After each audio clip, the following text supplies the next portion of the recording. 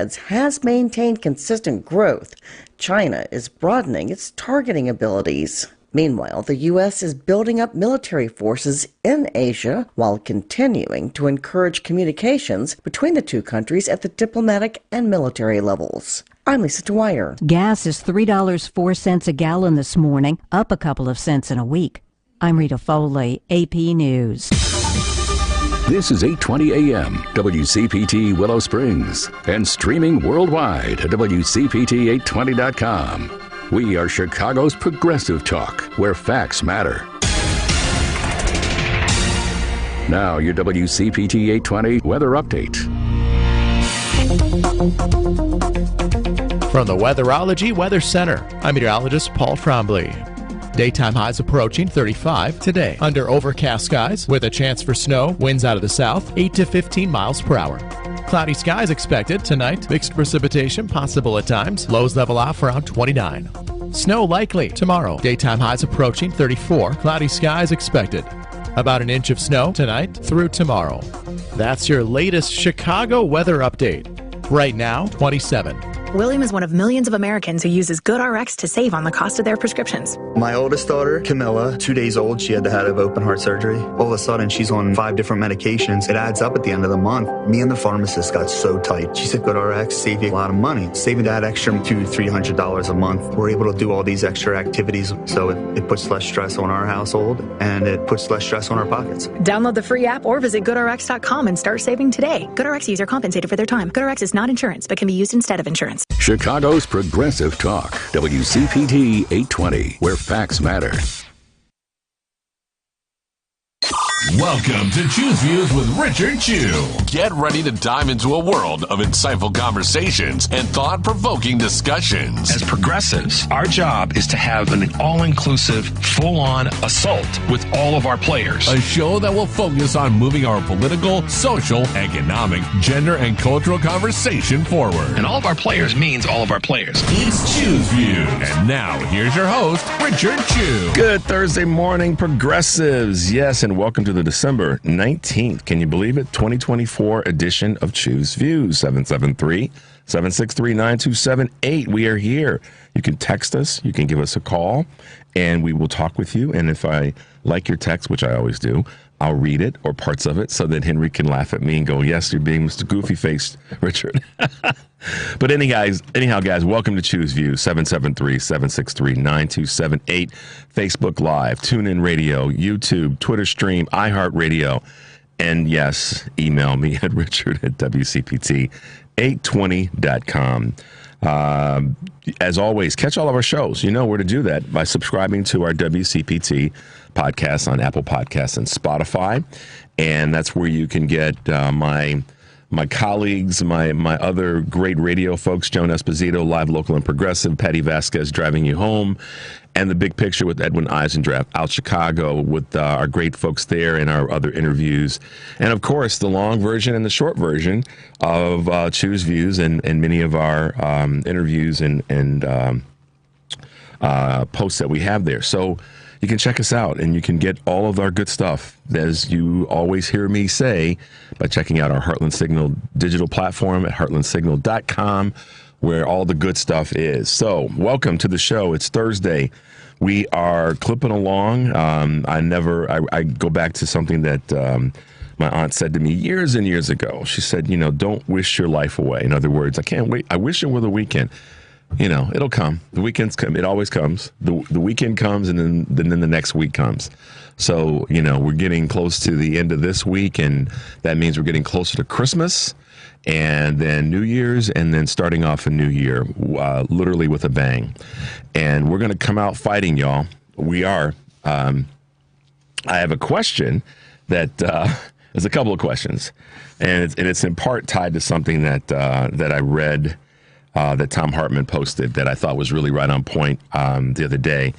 And the question is, where the hell are the Democratic warriors? And are they ready to fight, ready to take the fight to Trump?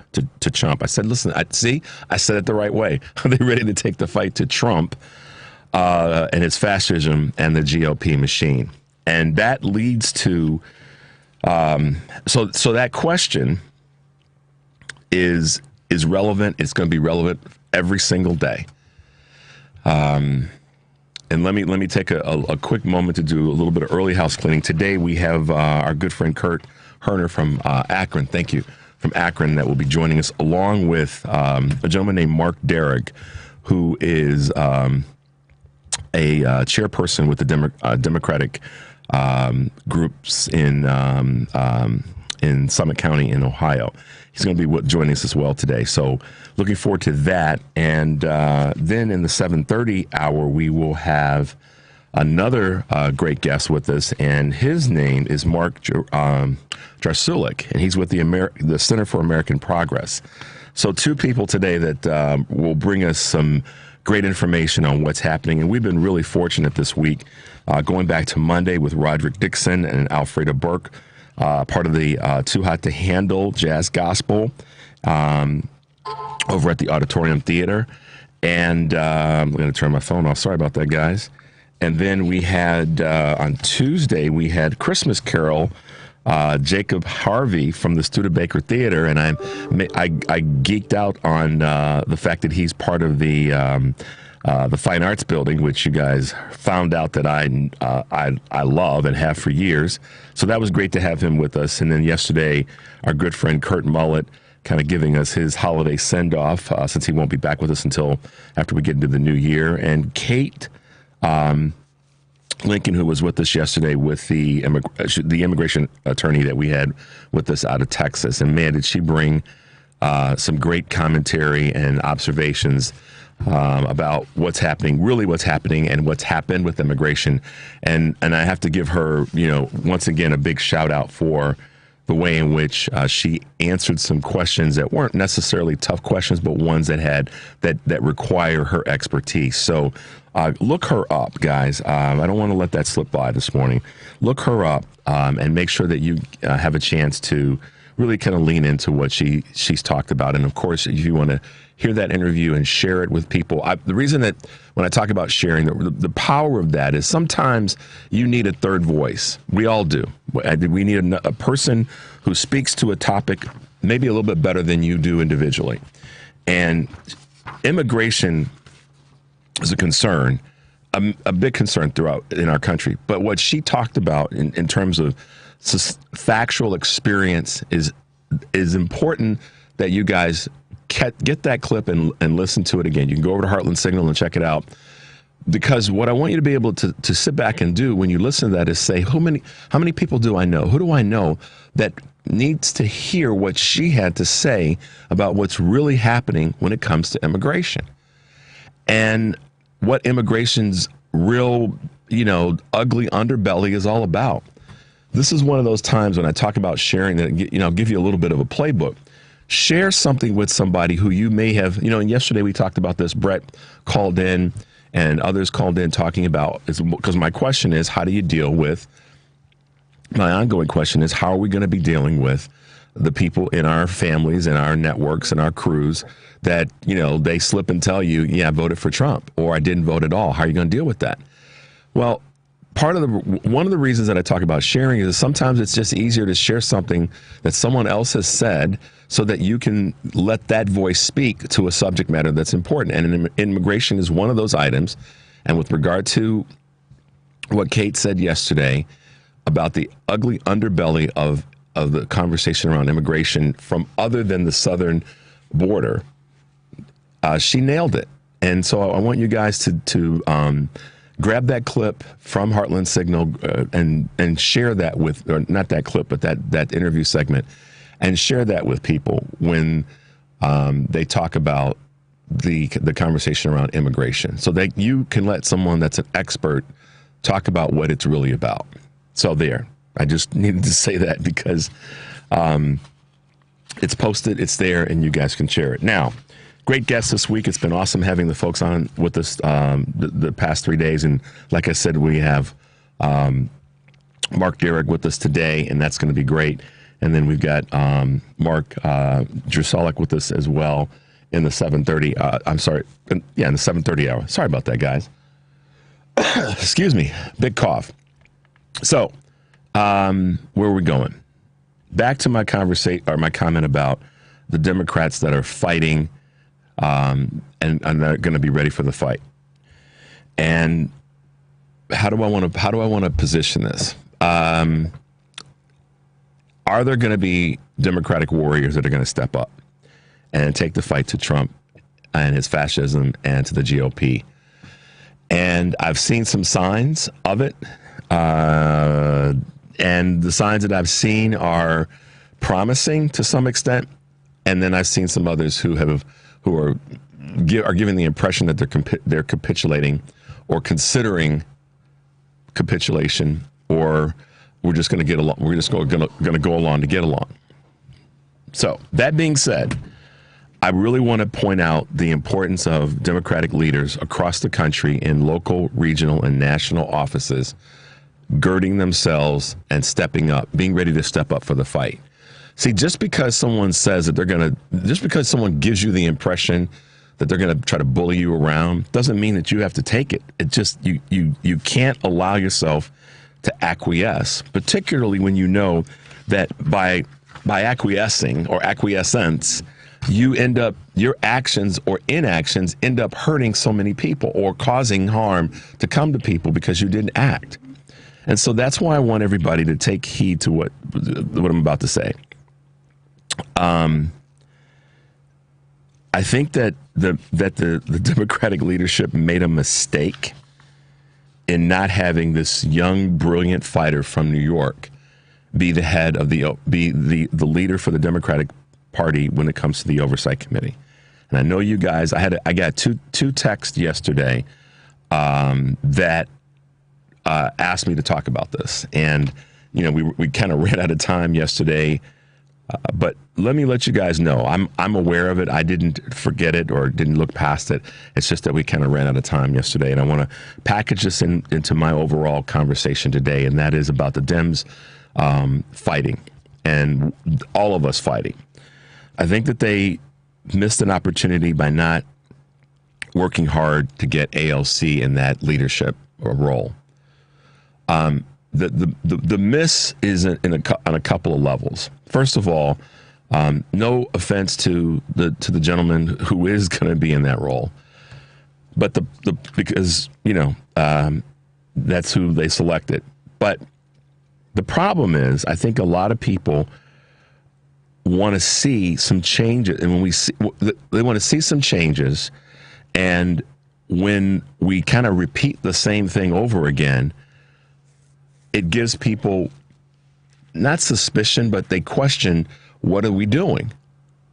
And so we, talk a game about change and doing different things and what did we learn and, what's the lesson from this election? And, no offense to Jerry Connolly at all, but, this is going to touch the nerve of ageism.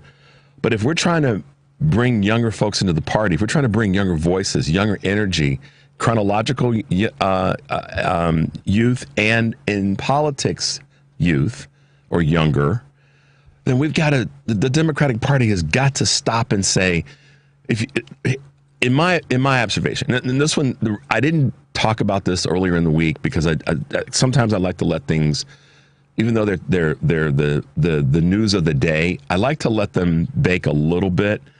And largely because I want to be able to formulate some thinking around it and then talk about it and give you guys space to talk about it.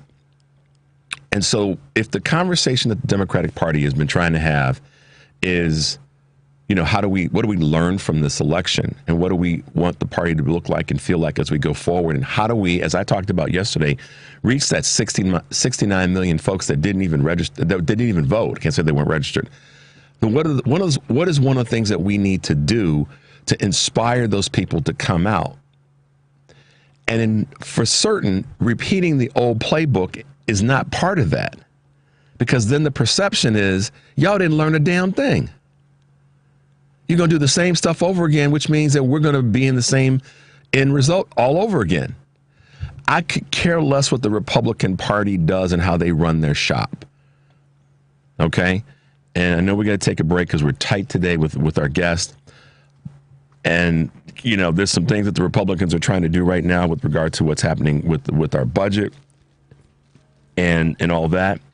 But when we come back, I'm going to talk a little bit more about this. Did we learn a lesson? 773-763-9278. We'll be right back.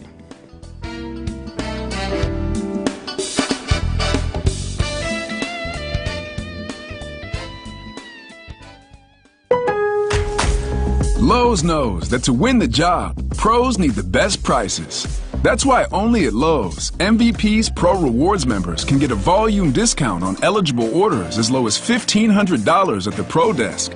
That means you get the prices you need to start any job, small or large. Because Lowe's knows pros. Valid in-store only. More terms and restrictions apply. Visit Lowe's.com/terms or Pro Desk for details. Chicago's Progressive Talk, WCPT 820, where facts matter. You're listening to Choose Views with Richard Chu on WCPT 820, Chicago's Progressive Talk. Hey guys, welcome back. 773-763-9278. Yes, this is Choose Views, and I'm giving you my view this morning. Catch us on Facebook Live, Twitter stream, TuneIn Radio, iHeartRadio. Go over to heartlandsignal.com and share. And you may want to share this show. Listen, I'm down with our Democratic Party. Because I act in the way of a progressive liberal Democrat. I want to move things forward. I want us to be strong, positive, shoulders back, tough, compassionate, all in the same breath. However, we can't keep repeating some of the things that we've done in the past. And you know, I don't know what to say other than Got to change. And I don't see that the Democratic Party, well, let me not make a totally blanket statement. In this case with AOC and Connolly, this is one of those times where they should have been looking to the future, and that the leadership, and I'm not going to point any fingers, there's fingers that could be easily pointed, but the Democratic leadership should have been looking at the future and seeing her as part of the future. Both in her chronological years and in her political years. And, you know, there could be opinions about this all over the board. I don't know where they'll land, but we just the party needs to start thinking about how we move forward. And if we move forward, if we're going to move forward, then these are the things that just have got to be revisited and visited in a way that says, you know, the old guard in the Democratic Party has done great work. However, the new guard has got to be brought into the tent in a way that allows us to move our party forward. And so it's not rocket science, in my opinion. They've got what I was going to say earlier, excuse me, being a good leader in this space means you do something like this. You say, okay, what can I do to help this entity or organization that I'm a part of become better? And to make it better, that's defined by a lot of different things. But you map those out, and then you say to yourself, here's what I want to, how I want to contribute. And sometimes that contribution may actually mean stepping aside. And stepping aside in a way that says you can still be part of the process, but your contribution may be less like it's been in the past.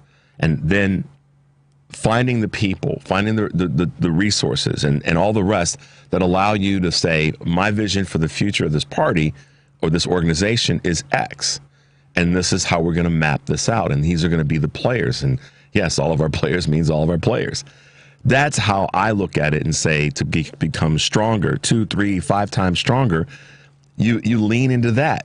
And that is what my concern, disappointment, observation is right now with this oversight committee vote in terms of who is going to be a leader and a voice that the country needs to hear. AOC's voice is a strong voice. She has made it clear. Jasmine Crockett, they've made it clear that they are not going to sit back and take any of this Republican garbage. So there you go, guys. I needed to say that out of the gate this morning because I don't want to see the Democratic Party continue to make these kinds of mistakes, because I think that the turnoff is going to be to our younger voters. And that's not. I'm not being conclusive in that. I'm being.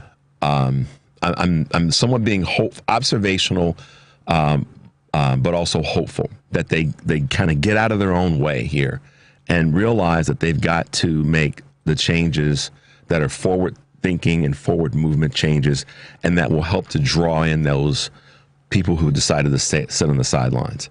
Okay, we can't fix what what the Republican Party internally is doing. We can't fix that. We have to be prepared for what they do externally. And to that end, as I'm going to make a little bit of a pivot, one of the things that they're, as you guys have heard, are trying to do right now is mess with our money. And at the top of the messing with our money characters is Donald Trump. They want to shut down the government. You guys probably heard the Hakeem Jeffries clip on this. And if not, we'll get it for you tomorrow. But once again, this is where the Republican Party is going, and why they're going in that direction. It's because people decided that they wanted to vote for a dude who was going to be, telling the Republican Party to do things like not vote for the border bill, and that created a huge problem, and the country didn't want to make Donald Trump responsible for that. They gave him a pass. The country gave him a pass by reelecting him, if you will. And he's the guy that went to Mike Johnson and said, "Don't pass the border bill. Don't get on board with helping." And it's so many. So when someone says that Vice President Harris didn't talk about the southern border, that's not true, because every time it came up, and maybe people are saying she didn't talk about it the way I wanted it to be talked about. Okay, that's being a single issue voter and a single thought process on the issue. She talked about the fact that the Republicans squashed the bill because Donald Trump said squash the bill. How many lives have been impacted by that? Rather than voting for it, that would have impacted lives in a positive way, they voted against it, which then impacted people's lives in a negative way. Do you see what I'm saying? And here we are again at that gate again, where Donald Trump puts his thumb on the scale, not even in office yet, goes to the Republican Party, the Trump Party, the MAGA Party, and with the help of his boy, his boy Elon Musk, who's not a government official, has never been elected to an office in the United States of America, is an immigrant that's taken advantage of the government benefits that we provide, and now is leaning into close the government down until Donald Trump's inaugurated. Can you imagine the carnage that would cause to do that? First of all, they're not in power to do that. Now, the Republican Party, has the quote unquote purse strings of the House of Representatives right now, and they will in the new Congress. But Donald Trump is not president yet. Okay, Joe Biden is president, and Kamala Harris is vice president. So this is what you voted for. This is what people voted for. They want to shut down the government. They want to let this guy who got government benefits, received government benefits to build his empire, and is now pulling up the ladder, not just pulling up the ladder, destroying all ladders, trying to tell us, and I'm going to say us versus them, or us versus him, to shut down the government until Donald Trump is inaugurated. To what end? To what end? This is where we as citizens have to ask these questions. And when I say ask the questions, people should be on the phone going, what the hell? This should be contacting not just your congressional leader if you're in a blue district, but those that are in red districts, and asking them, have you lost your mind? To even be considering this during the holidays, to talk about shutting down the government until Donald Trump is inaugurated as president. The fact that they even have a person with that voice near them in and of itself is irresponsible. And for Mike Johnson to even be considering this as an option or a possibility, on the word of Donald Trump, who once again has made a comment to the House of Representatives that they should do a certain thing or consider a certain thing, will be totally destructive to our country in a short period of time. So as optimistic as I am and will remain, I'm going to call out the BS. And in this case, this is one of those moments because we let this happen, guys, and we cannot allow this to continue to happen. We just can't do that. And so my push to everybody this morning, as optimistically as I can be, is this is one of those mornings where you need to reach out to your congressional leaders and those that are in red districts and tell them, hell no. Make the phone calls. And I don't have the list of all. You can do that by Googling.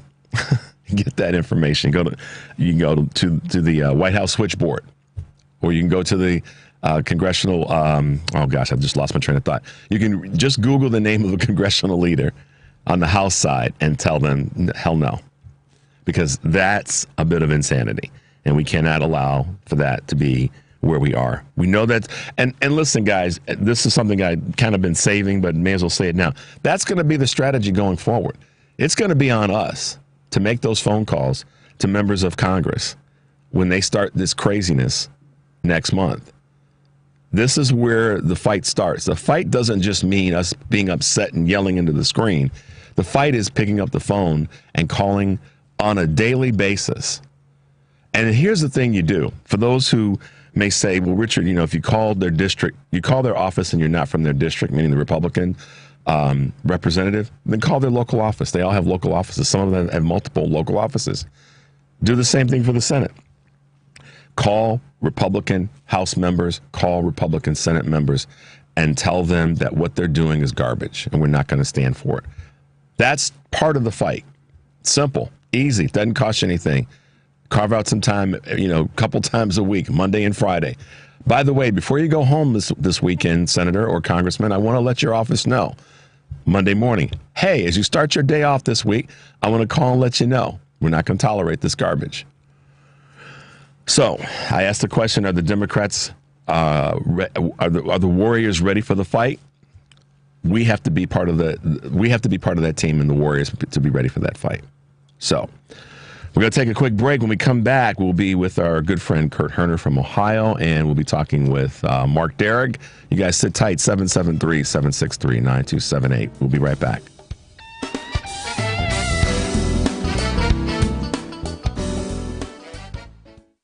If you're living with dry age-related macular degeneration or dry AMD, you may be at risk for developing geographic atrophy or GA. GA can be unpredictable and progress rapidly, leading to irreversible vision loss. Now there's something you can do to slow it down and get it going slower. Izervay is proven to slow GA progression. Izervay gets GA going slower. Izervay or avacincaptad pagel is a prescription eye injection used to treat GA. Don't take it if you have an infection or active swelling in or around your eye. Izervay can cause eye infection, retinal detachment, or increased risk of wet AMD. Izervay may temporarily increase eye pressure. Your vision may be impaired after an eye injection or exam. Don't delay. Ask your doctor about Izervay today. Izervay gets GA going slower. Visit Izervay.com. That's IZERVAY.com. Paid for by Astellas Pharma. You're listening to WCPT 820. Here's the latest Chicago weather update. From the Weatherology Weather Center, I'm meteorologist Jennifer Wojcicki.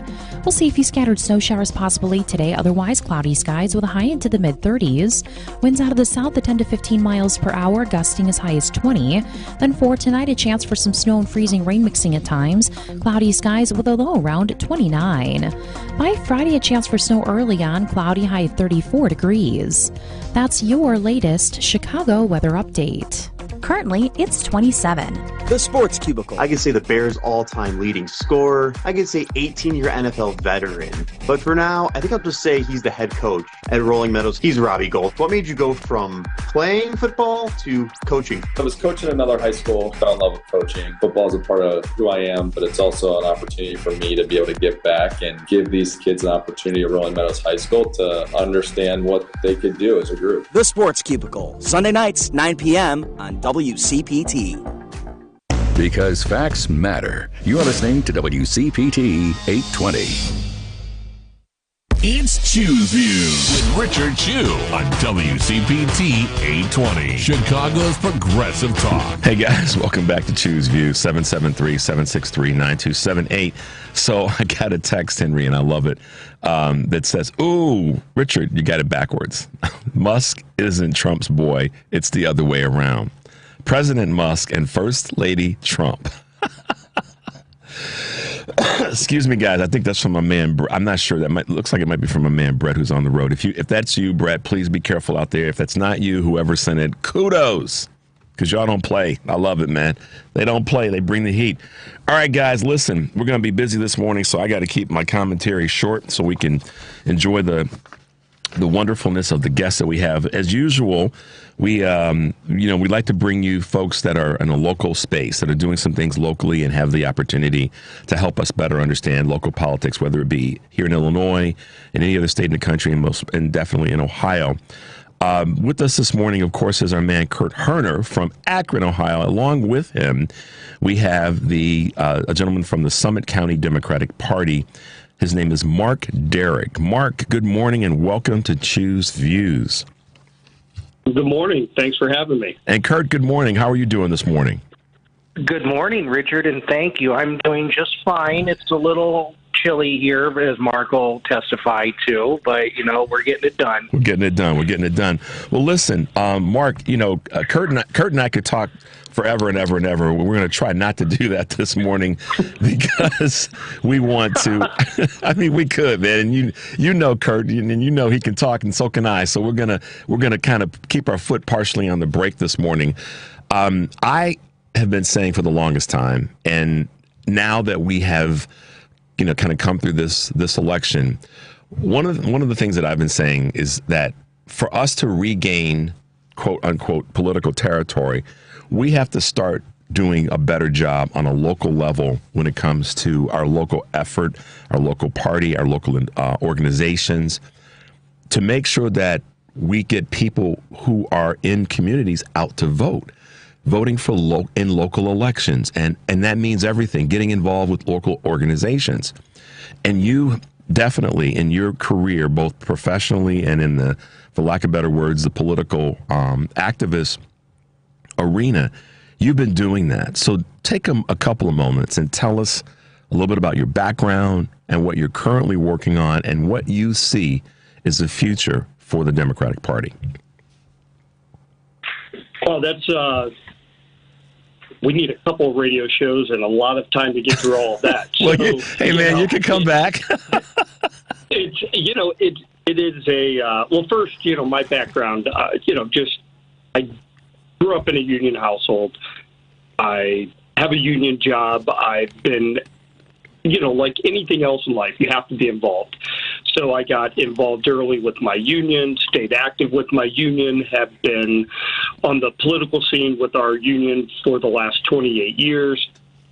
So I think that is, what really got me probably the most interested in our local political scene was helping get local candidates, whether it's on the bench, whether it's in positions where they can have a say in what goes on where you work or work rules or anything like that. So, there's a lot of people that work in the public sector. You get to elect your bosses. I mean, it's a kind of unique thing when you think about it. So there's a lot that the labor movement has done through the years. And just in, my short career of shaping and molding our political landscape. So that's where I got my start. And back in 2006, I became a Central Committee member with the Summit County Democratic Party. And then I became the treasurer of the party, and now I get to sit here and tell you that I'm the chair of the Summit County Democratic Party. Well, listen, there's a gentleman who's kind of a regular on our show on Wednesdays. His name is Kurt Mullet, and he has a platform and social handles of Hoosier Blue 63. So neighboring brother of ours, between you, me, and Kurt and so many others, we understand the importance of local involvement. And he's getting involved with his local Democratic Party as well. So I know that we'll make sure that we make the connection between the two of you guys. I'm sure there's some offerings that he'll have for you, and you'll have some for him in terms of support. But tell our listeners why local involvement is so important, particularly where we are right now. Well, I think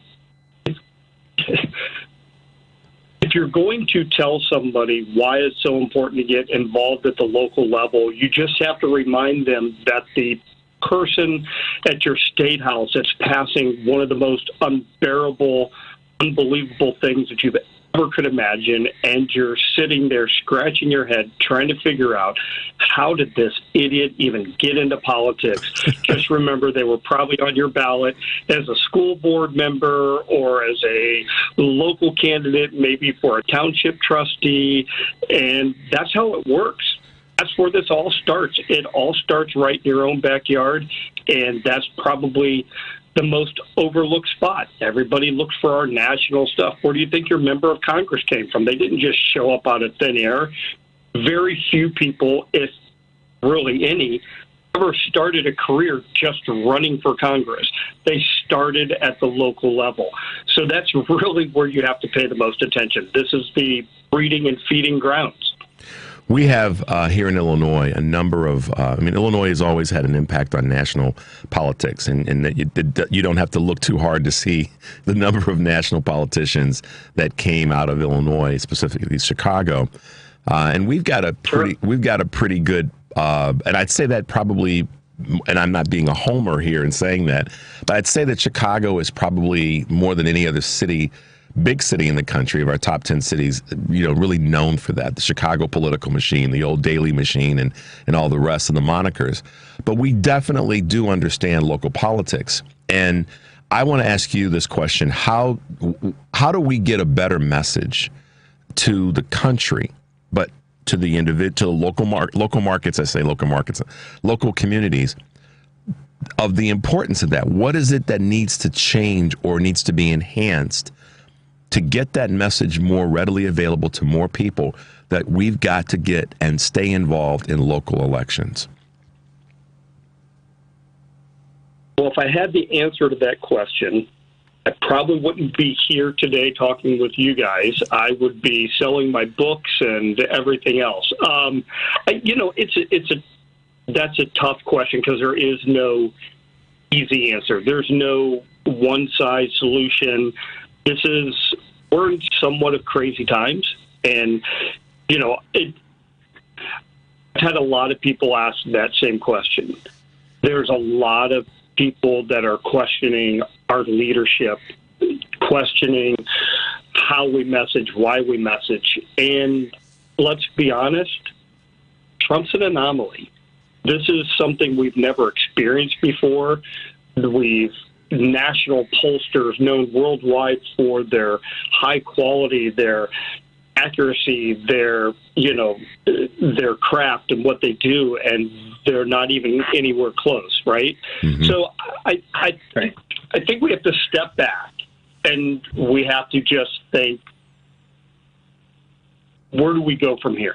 And I think the big question is, we have to call out the lies. That's probably the best message I can give to anybody right now. I think you were alluding to it earlier. We have to call out the lies. We have to stay vigilant on, this is what you were promised, this is what they're doing, and we have to call out the lies. I have a question, Mark, or more of a statement here. You talked about your local involvement, people's local involvement. You mentioned you were a county precinct committee person or county central committee person. You told Richard and me a story a couple weeks back about how important that position really is. in our local politics. Yeah. And can you kind of give a decent, or not a decent, but like a Reader's Digest version of what you told Richard and me about that? Sure. I think we were talking about putting someone on the ballot. Yep. Was that what we're talking about? That's the one. Yeah, that's the conversation. Absolutely. Yeah.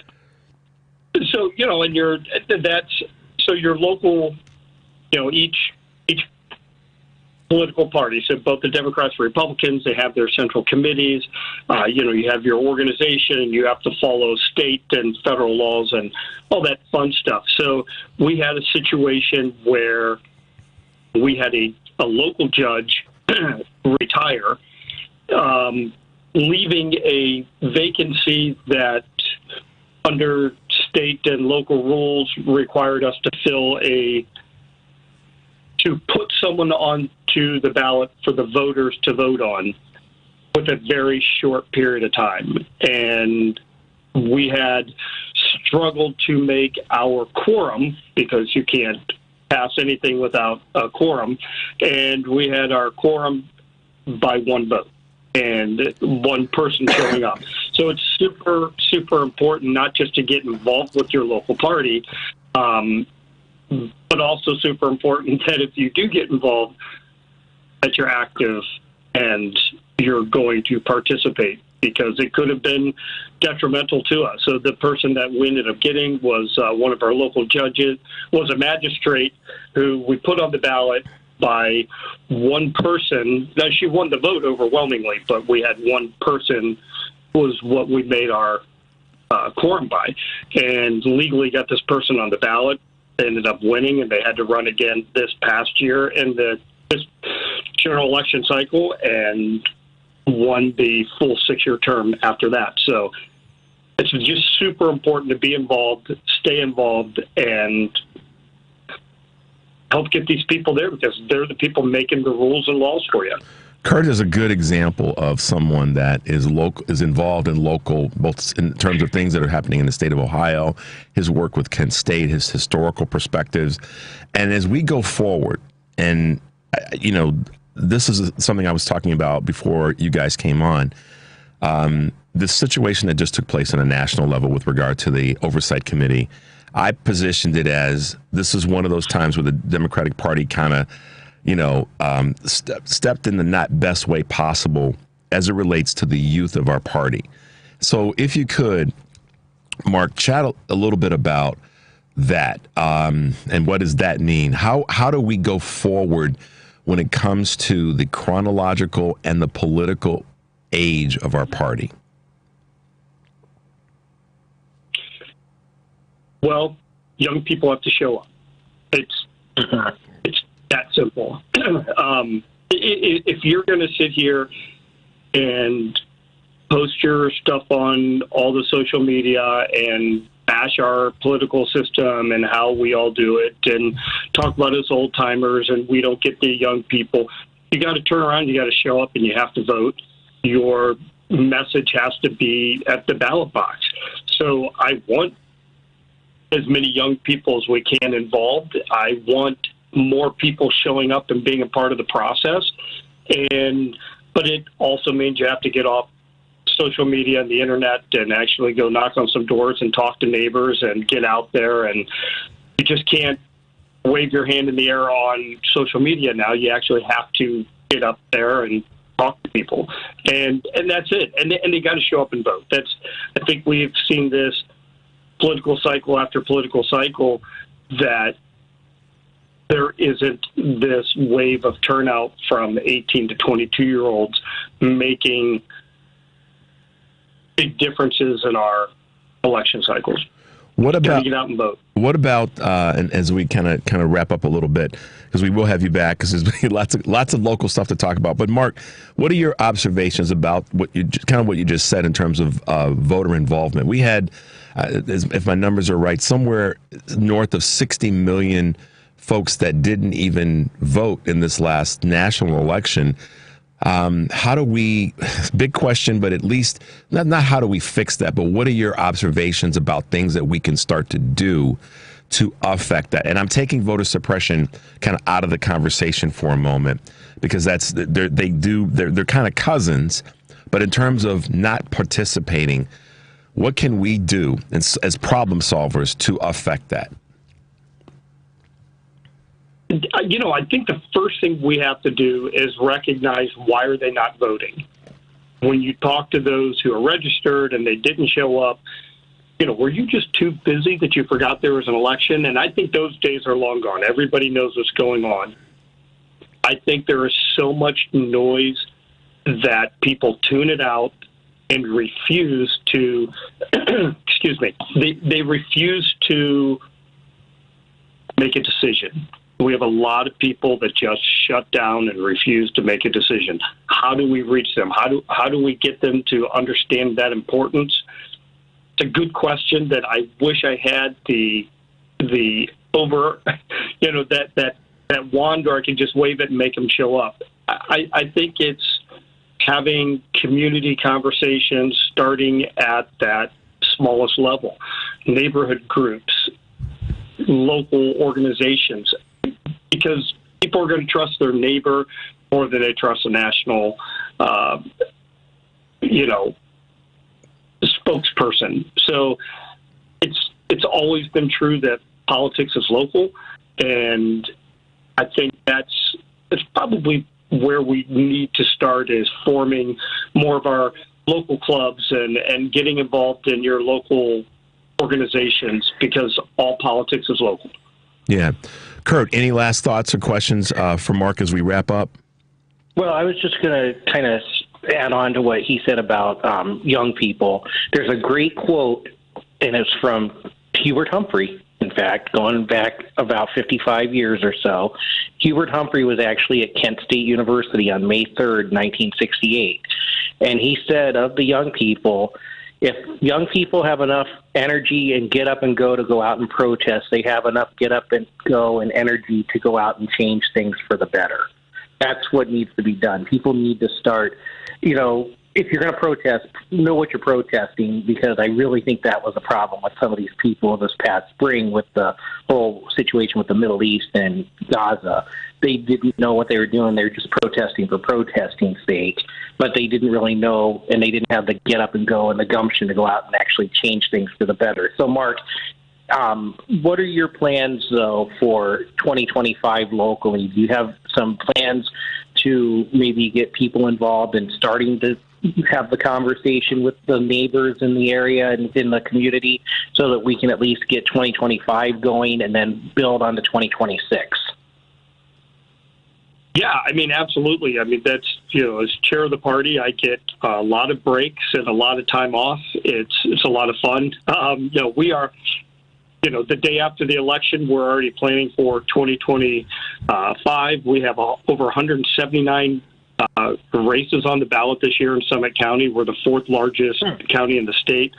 So we're going to be awfully busy, very local. This is, now we're dealing with all of our municipal races and school boards and so on. So this will be, right up what we're talking about here, to get local involvement, get your neighbor to run for a school board seat, those kind of things. So we're going to start working on building back with our clubs. Clubs are more community oriented. So if you live in the southern part of the county, we need to make sure that there was a club that was there 25, 30 years ago. We need to get that club active again, and we need to get the neighborhood involved in who's going to be representing them on city council, so that you're not protesting, you're out there having someone's back, because it was your neighbor. And put heat on the elected officials. Yeah. And put heat on the elected officials, too, in the process. Well, and also what it does, I think, and this is the sort of the great part of what you're doing, and Mark, in your position, is it does make people, or certainly encourage people, to be responsible and take control of the scenario in their community, rather than putting it off on somebody else. It empower, and that's what's the word? That's catching. That's a good infectious thing, is when you see a local person, like you both of you guys have said, leaning into stuff and taking responsibility. They then kind of have the credibility to hold others responsible for getting things done, and that to me is where we get stronger and stronger. Mark, first of all, Kurt, thanks for helping us get Mark on, first and foremost, as always. You're welcome. And then, Mark, listen, man, you said it best when I asked the big question at the beginning that there's a whole show for that. Sorry about this, guys. And you're right. And to that end, as we wrap up, we're going to have you back. We'll figure that out. And with Kurt's help, we'll make sure we get that in play when we get into 2025. And you're going to be, more elbows deep in some of the election items that are going on in local issues. But I appreciate you both being with us this morning. We got to get a break and we got to get out of here because we've got a tight morning today. But thanks to our good friend Kurt Hurner in Akron, Ohio, and thanks to our new friend Marc Derrig, who is one of the leaders with the Summit County Democratic Party in Ohio. And is in my neighborhood, Richard. And is in your neighborhood. So you guys got to wave at each other when you drive down the street. So thank you both for being with us this morning. Mark, thanks. Stay safe and have a great holiday. And Kurt, I know we'll be talking real soon. You guys be well today. Yeah, thank you. And Richard, Merry Christmas. And Mark, you too. Merry Christmas. Thanks, guys. Be well today. Thank you. All right. Bye-bye. Bye now. Kurt's funny. And he's in my neighborhood. Thanks to both of those guys for being with us this morning. We will hold off on should we hold off on taking a break, Henry? We'll get through. Yeah. Let's do that. All right, we're going to hold up because I have a clip that I wanted to have buzzing you got in your ears. Again, a quick wrap up. Marc Derrig is a chairperson with the Summit County Democratic Party in Summit County, Ohio. I've talked about this before, and I know we're going to talk about it again and again and again. To get the powers of the AOCs and the other younger voices, we do have to, get behind them and push them and encourage them. And that starts locally and just does. I mean, the story, as the story goes, I don't know how much truth there is in it, so I'm going to just speak this as sort of what I heard.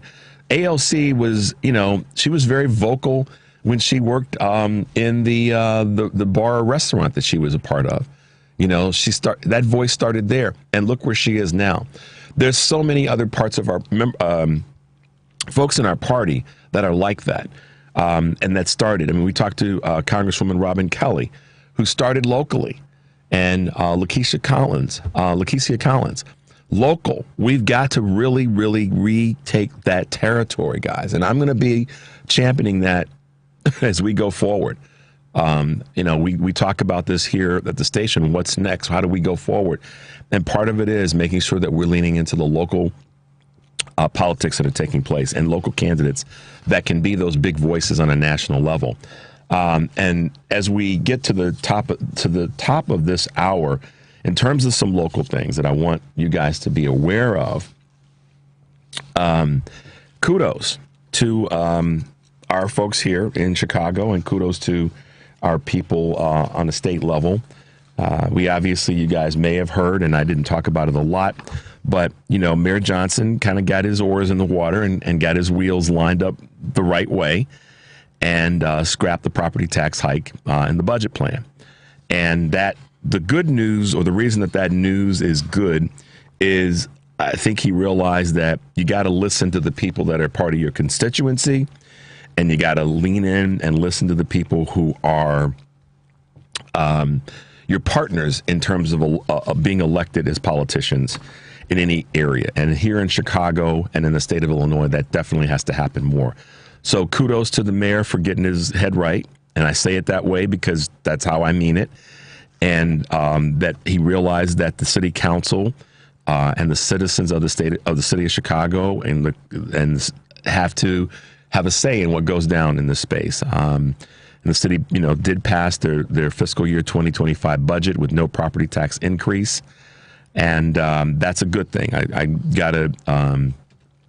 got an email from my third ward alderman, Alderwoman Pat Dowell, about this, and she's another one of those champions. That's a local voice, if you will, but she gets it done. I have to give her her flowers, so to speak, because she fights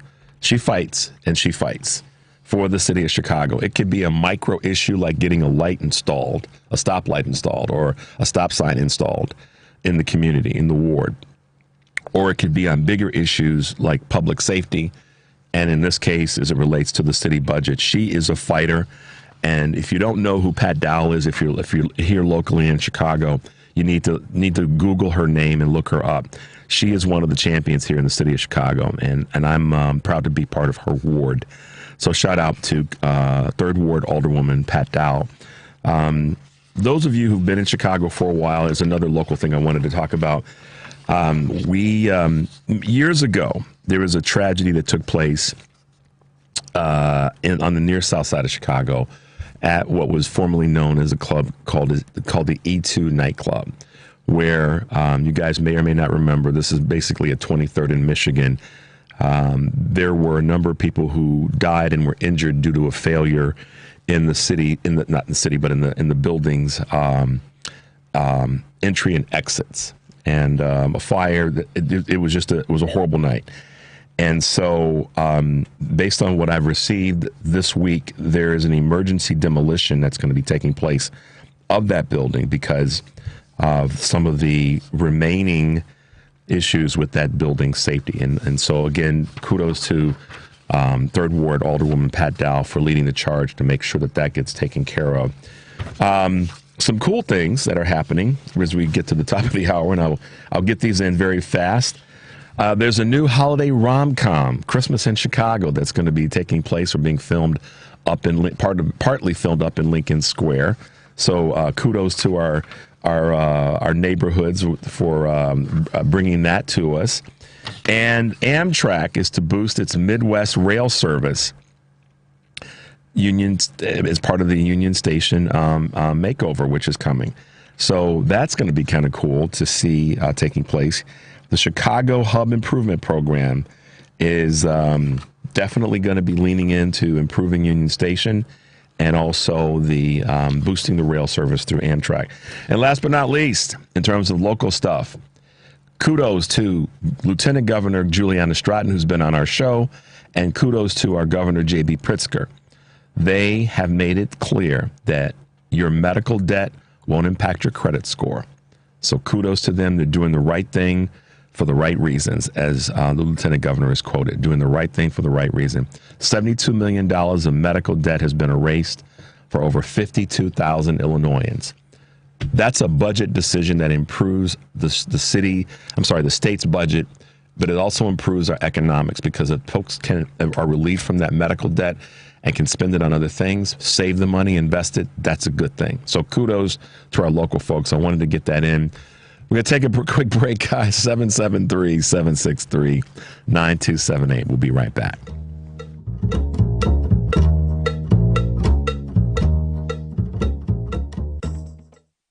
This is a WCPT 820 Heartland Signal News Minute. The pardons that were announced today are good examples of how the Presidential Pardon Authority should be used and has been used by other presidents in the past. Rhode Island Congressman Seth Magaziner appeared on ABC News on December 12th and commented on President Biden's clemencies, which includes 39 pardons. These were primarily individuals convicted of nonviolent offenses, marijuana-related offenses, and other similar offenses that have gone on to do great acts of service to our country. Magaziner weighed in on whether President Biden should preemptively pardon anyone who faces potential legal trouble from President-elect Trump. I personally think that preemptive pardons would be a mistake. President Biden released a statement where he said he will take more steps in the weeks ahead and continue to review clemency petitions. For WCPT 820 in Heartland Signal, I'm Paul Shabari.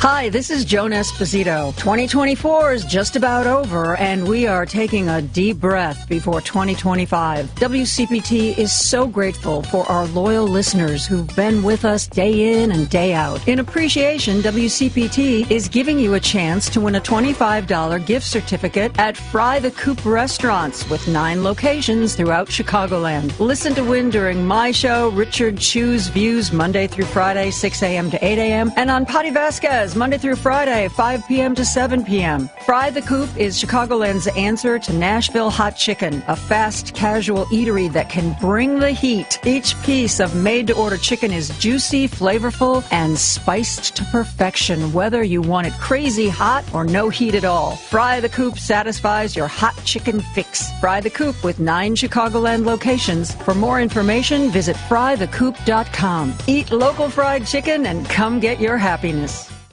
Whether you get pulled over or get into a crash, drinking and driving will change your whole world. Drive sober or get pulled over. Paid for by NHTSA. This is AP News. I'm Rita Foley.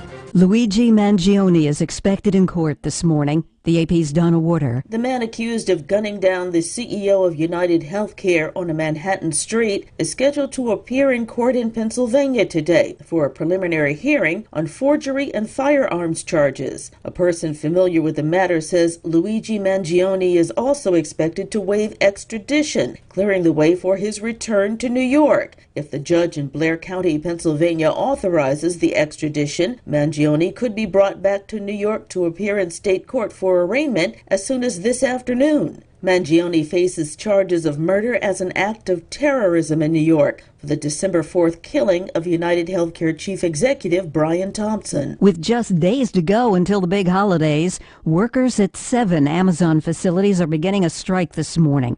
The union says Amazon ignored a December 15th deadline for contract negotiations. Amazon says it does not expect an impact on its operations.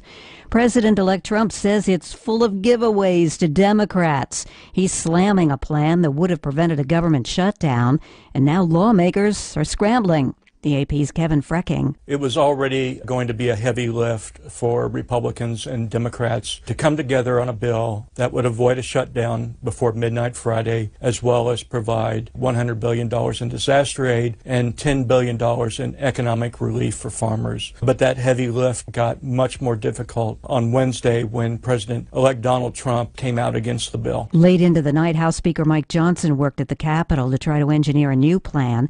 The teenager who killed 2 people at a school in Wisconsin, then killed herself, was said to be in contact with a man in California who authorities say was planning to attack a government building.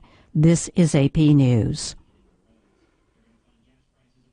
An animal is a star this holiday season. A huge rodent has become the holiday season it animal. There are capybara slippers, purses, robes, and bath bombs. Capybaras are the world's largest rodent and weigh over 100 pounds. Toy buyer Jessica Dietzen says there are plenty of cuddly, plush capybaras, too. But Sharon Bryce John at Build-A-Bear says anything capybara is selling fast. A cookie capybara that we made just for the holidays. The large size sold out very quickly. Toy store owner Richard Durr says when the pandemic started, kids couldn't get enough of plush toys. They sought comfort, they sought joy, they sought a texture of softness or cuddleness, and that's when plush took off. Tiny capybaras can also be seen on bedding, t-shirts, phone cases, mugs, and keychains. I'm Ed Donahue. And I'm Rita Foley, AP News. This is 8:20 a.m. WCPT Willow Springs and streaming worldwide at WCPT820.com. We are Chicago's progressive talk, where facts matter. Now, your WCPT 820 weather update. From the Weatherology Weather Center, I'm meteorologist Jennifer Wojcicki. We'll see a few scattered snow showers possibly today, otherwise cloudy skies with a high into the mid-30s. Winds out of the south at 10 to 15 miles per hour, gusting as high as 20. Then for tonight, a chance for some snow and freezing rain mixing at times. Cloudy skies with a low around 29. By Friday, a chance for snow early on, cloudy, high at 34 degrees. That's your latest Chicago weather update. Currently, it's 27. Check up on health with Chris Whitting. 1 in 4 adults experiences some form of mental illness in a given year, and about 60% of those receive no treatment.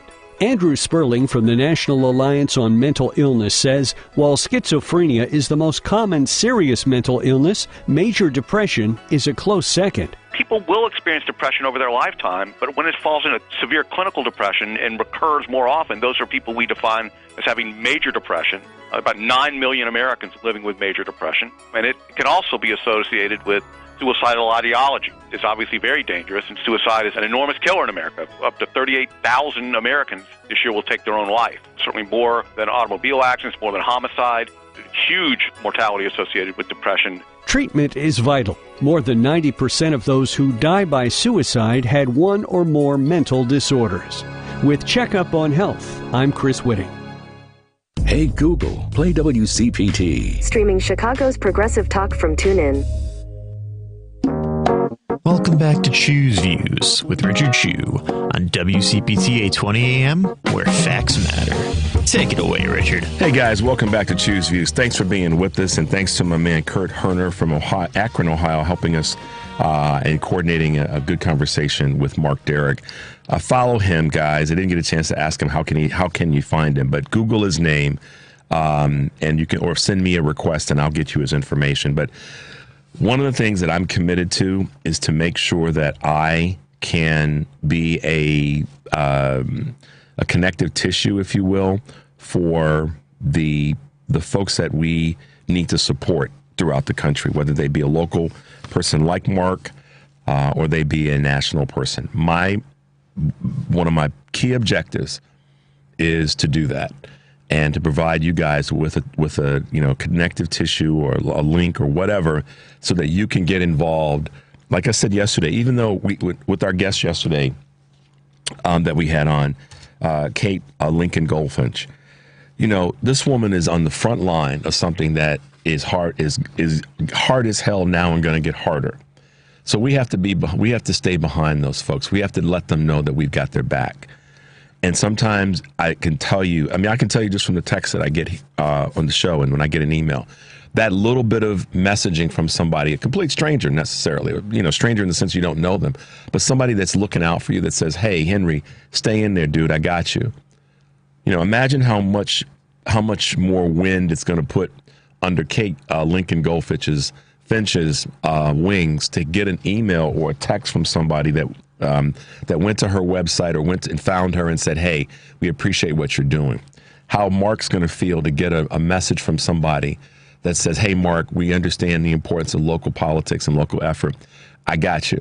That's why I talk about sharing, why I talk about reaching out to folks, and why it's so important that the work that people are doing on a local level, that we get involved with that, if nothing other than to reach out to say, "I got you." It does a lot. You can just put yourself in this position. When you get a piece of mail, and this time of year is a good example. You get a Christmas card in the mail, that puts a smile on your face. I don't care who you are, it just does. You get a card in the mail right now, you're like, "Oh wow." So just kind of take that same thought process and feeling when it comes to our politics, and think about the people who are out here doing the work. How good it'll make them feel to get an email or a text from somebody or a letter from somebody that says, "Hey, we got you. We know the work that you're doing is challenging, but we got you." So that's all. That's why I ask you guys as many times as I can to do that, because folks need that kind of encouragement. And I think that when we talk about local involvement in local politics and local organizations, they don't always have all the money to keep active and running, and sometimes they're reaching in their own pocket to keep those organizations moving forward. Every now and again, you can dig into your pocket and throw some money their way as well. Find out how you can help in that regard. Sometimes you can't go to an organization physically, but you can throw them some money. Find out how you can contribute. Maybe they need supplies. When the next time you're placing an order for something, order 2 and then send that to the organization that might need your help. And the only way you're going to know about that is to contact those local organizations and say, "How can I help? What do y'all need?" Then when you're placing an order on Amazon for something that's a usable, order 2. And that extra one, get it to the organization that might need it. It's little stuff like that. And I'm going to tell you that this didn't come from me necessarily. I'm the vessel. My mother used to do that. And that's why I say, in terms of doing local stuff, my mother used to get an extra, and she'd say, "Somebody might need this." And it kind of gets me choked up to even say it. But she used to say, "Let's get an extra one, put it up, because somebody might need one too." So that's what we can do when it comes to helping folks that are out here doing the work. Find out what they need. Find out what Attorney Kate needs. Find out what Marc needs, and say, "Okay, cool. I'm gonna help out." So there you go, guys. You know me. You know how I roll. That's how I look at this stuff, and I take it seriously. So, all right, let's talk about some things that we terms of some of our housekeeping items. Definitely, guys, as always, make your way over. I mean, we're loaded up at Heartland Signal X right now. We got a ton of great clips over there. I couldn't play them all this morning if I tried, but I'll just give you a quick list of why you want to make your way over to Heartland Signal and then share these things. We've got a great clip there about RFK meeting and talking with Tommy Tuberville, those two knuckleheads. Another one with Dick Durbin, you guys may have seen, where he's talking with NCAA President Charlie Baker about the number of athletes and the number of transgender athletes. That one really, 510,000 athletes in the NC that are attending schools that are NC2A schools. And he asked Charlie Baker how many of them are transgender. The answer, I'm not even going to tell you. This is why the transgender issue is a false flag in terms of they're coming for your kids. Garbage. You guys need to go listen to this clip if you haven't seen it or heard it already. I'm not going to tell you the number. You'll see that then you do the math in your own head. It's a great clip. I'll probably get emotional saying this. Sherrod Brown, who lost to this, dude, Bernie Moreno, another capitalist, got emotional as he wrapped up his farewell speech to his family, including his wife, Connie Schultz. So send Sherrod he was a good servant to the state of Ohio and the country. But we've got a bunch of other clips there. Make your way over to heartlandsignal.com to check out the stuff that we're doing there. And of course, later today, Joan Esposito will be taking your calls and talking to Eric Zorn, writer-publisher of the Picayune Sentinel, Mark Halperin, Democratic analyst and political commentator on the Mincing Rascals podcast, and Carolyn Fiddler, creator of The Week in State House Action on Substack. Live, local, and progressive, weekdays 2 to 5 Central Time, WCPT and Heartland Signal.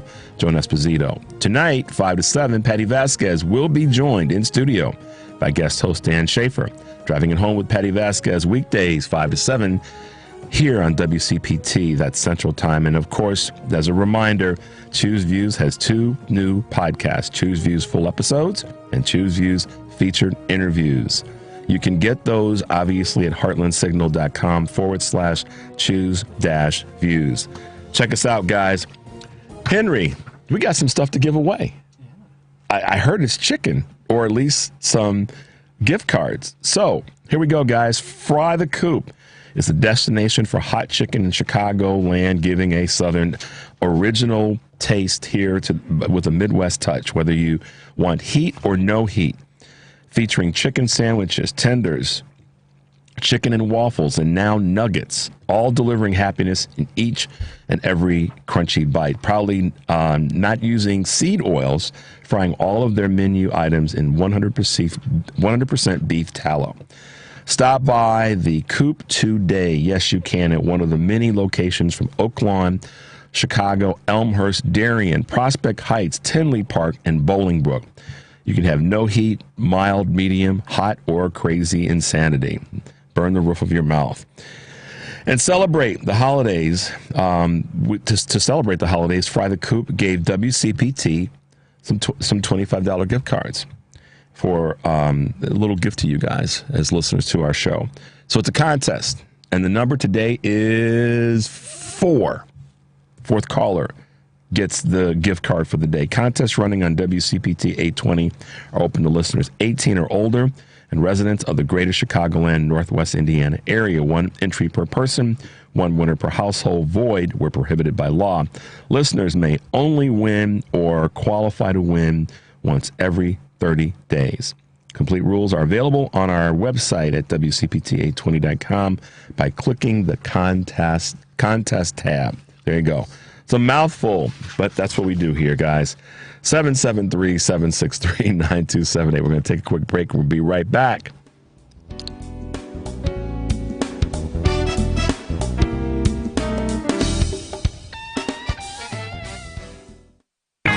Fry the Coop is the destination for hot chicken in Chicagoland. Founded in November 2017, founder Joe Fontana is true to the Southern original with a Midwest touch.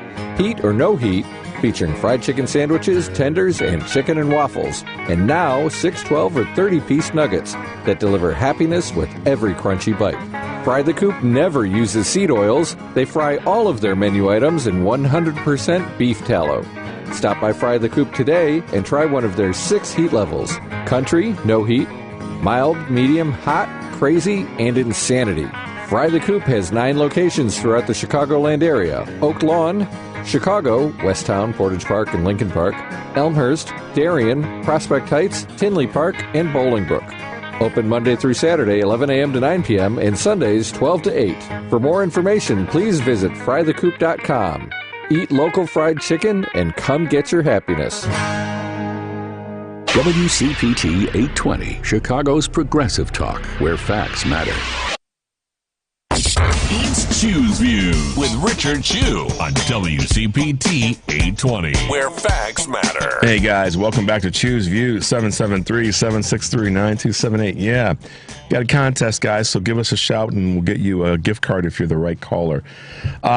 Before we went to the break at the top of the hour, I was talking about some local things that are happening, and I wanted to just kind of circle back to one thing in particular, and that is that Lieutenant Governor Juliana Stratton and Governor J.B. Pritzker made it clear that they're doing the right thing for the right reasons in terms of next year, medical debt won't impact your credit score in Illinois. That's a big deal. And, you know, we'll talk about this obviously over time, but it's a big deal because it's about our government saying, sometimes we can't do everything for everybody at the same time, or even sometimes at the right time. And even our local folks, our mayor here in Chicago, our county people, our regional county people. And, you know, I can give you an example. One of our followers and one of our elected officials, Natalie Ziemba up in McHenry County, says it to me all the time. You know, Richard, there's so much that I want to get done. I can't get it all done at once. And she said this to me, not that it was a private conversation, but in private. I just hope that people can be patient so that I can keep working to get things done. And she's committed to that. I've had that conversation with other people who are local leaders and local organization runners or runners of local organizations, I should say. It takes some time. And that's where we come in as supporters of our local officials like Marc Derrig, is we have to lean in and help them and be supportive of the work that they're doing, because they can't get it all done sometimes at the right time or at one time. And that's where this is why I emphasize the importance of being involved locally, is because a lot of times the local officials, like I said before, don't have all the resources that they need.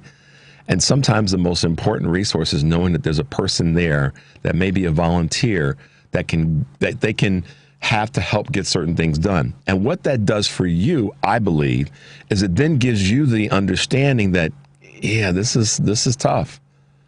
And it's not that people they're not doing anything. It's just that it's tough and they need more support. I believe that.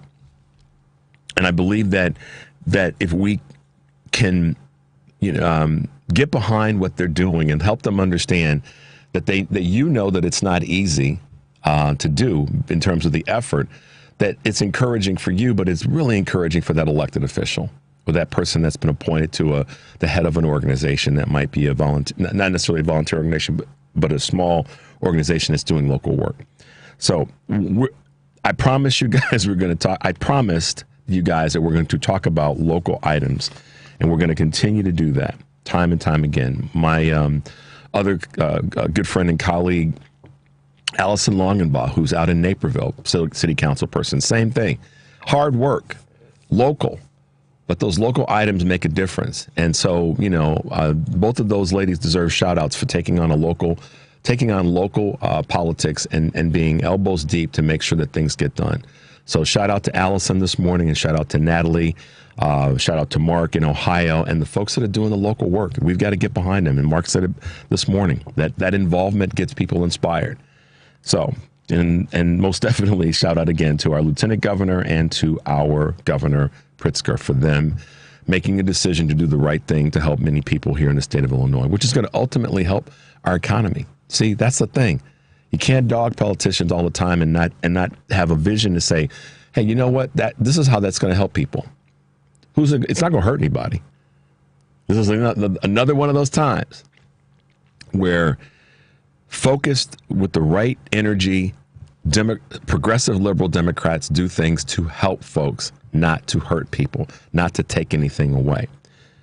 You know, yesterday the stock market had a serious bump in the road. You know, and I know that I know that there are people that will say certain things about how the stock market's performed this last 7 to 10 days. But let's be honest.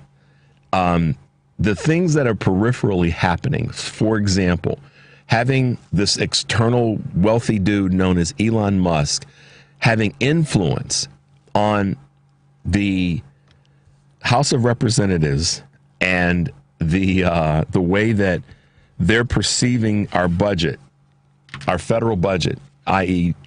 shutting the government down. That's dangerous language.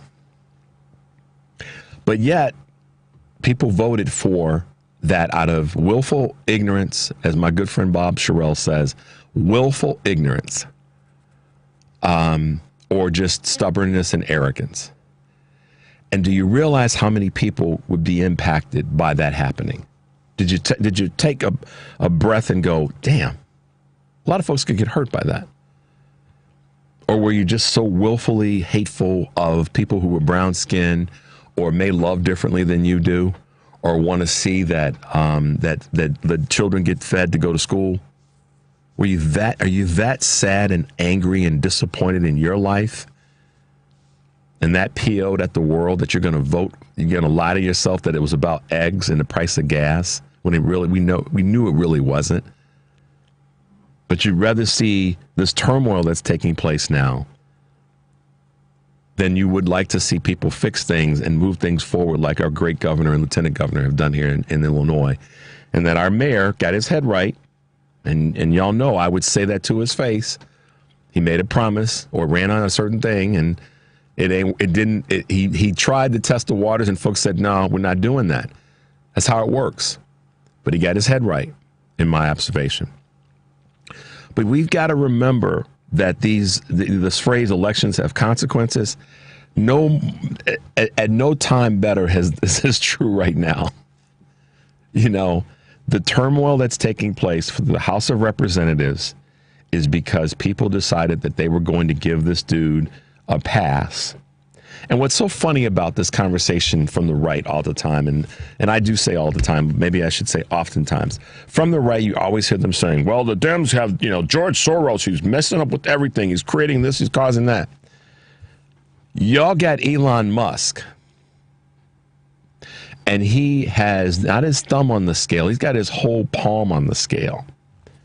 And what I'm curious to see is how many folks on the right, particularly those who call themselves sort of the Christian conservative right, are going to be honest with themselves when people are starting to feel pain from what the House of Representatives, very probably the Senate, Republicans, and this administration starts to do. Let's see how many Christian conservatives are going to step up and go, that's not what Jesus would do. Would Jesus take away things from people? Not the Jesus that y'all want to present to me as the one that you followed. Last time I checked, a church doors are open. A mosque doors, a synagogue's doors are open. A temple's doors are open to welcome people in, not to say, no, y'all can't come in here. And so are you going to be what you say you're about, Republicans on the Christian part of the Christian right? Are you going to keep lying to yourself? Because that's the real test. There's two tests. And one of them is, as I said at the beginning of the show, are Democrats ready for the fight? Are Democrats going to put up their dukes and say, no, we're not going to allow for that to happen? And are they going to make sure that they're ready to fight 24/7? That's one of the challenges. The other challenge, let me be clear. Everybody says it's a Democratic challenge. It's not It's not solely a Democratic challenge. It's a challenge for the folks on the right to see, because so many of them base their belief system right now, and that's been stated, on their Christian right beliefs. And whether it be abortion, whether it be LGBTQ community, whether it be on and on, the economy, the list goes on and on, our international policy, so many of them try to justify it and hide underneath the curtain or the blanket of Christianity. But when they start taking stuff from people, let's see how much that lines up with what you said you believe in when it comes to Jesus. And if, in fact, to the people who were running around saying that Donald's the anointed one, if that is what you say you believe, then the last time I checked, that means that you're redirecting Scripture. Because if the anointed one does actually exist, and if the anointed one is this person, then why would that anointed one not do what's in the Scripture, which is to, rather than taking away from, but to provide for the community? Well, so the challenge from the right, and I'll start from an elected official standpoint. I'll start with Mike Johnson, the so-called Speaker of the House. I'll start with Mike Johnson. If you are so called this Christian warrior, then I want to see how real you are in terms of really understanding the Scripture. Because there's folks that I know that I grew up with that know the Scripture better than he presents to us, and what's really in there. And I'm talking all faiths. So Democrats, your challenge is how hard are you going to fight? And Republicans, your challenge is how honest are you going to be about what you say you believe in when it comes to your faith? That's going to be the real test. When we come back from this break, we're going to be talking with one of those smart people that has decided to land their plane with us this morning. We'll be talking with one of the members of the Center for American Progress, Marc Jarsulic, will be with us this morning. Looking forward to talking with him. 773-763-9278. We will be right back.